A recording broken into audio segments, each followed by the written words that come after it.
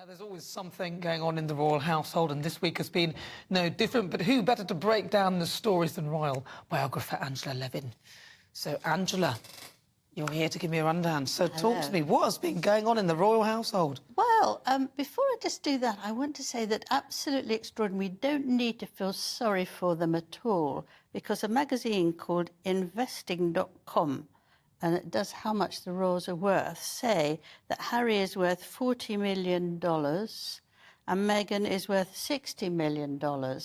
So the fact that they've got no money, I don't believe that at all. So there they are, still being, poor me sort of thing in every possible way. So that's that.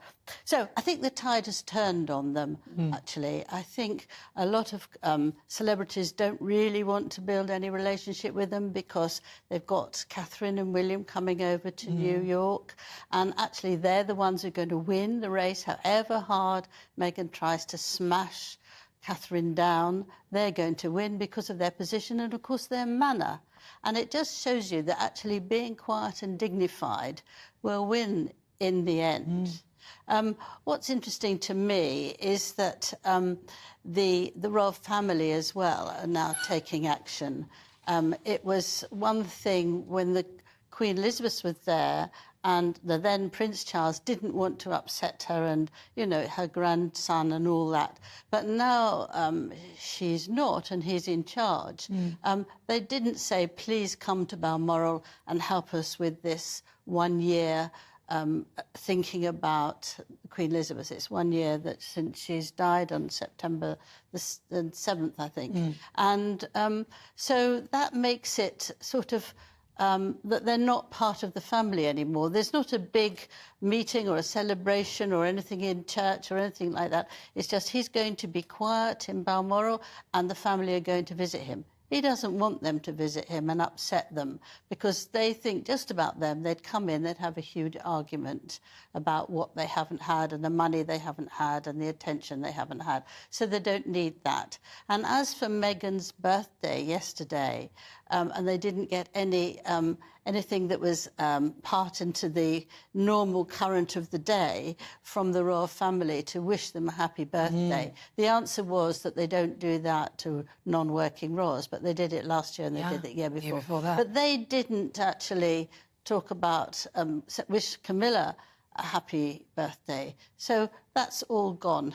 And they're distancing and distancing, and they're going to have less and less material to use, to complain about or to be up to date about. My own feeling was that I was very irritated that Meghan is going to Germany with Invictus Games and she's going to handle it all, but Harry's going to make a short speech at the end. And I thought, this is Harry's job. This is Harry's most successful thing that he's done. Well, that's the only successful thing he's done. I can't think of anything else. No, well, I was trying to be a bit kind.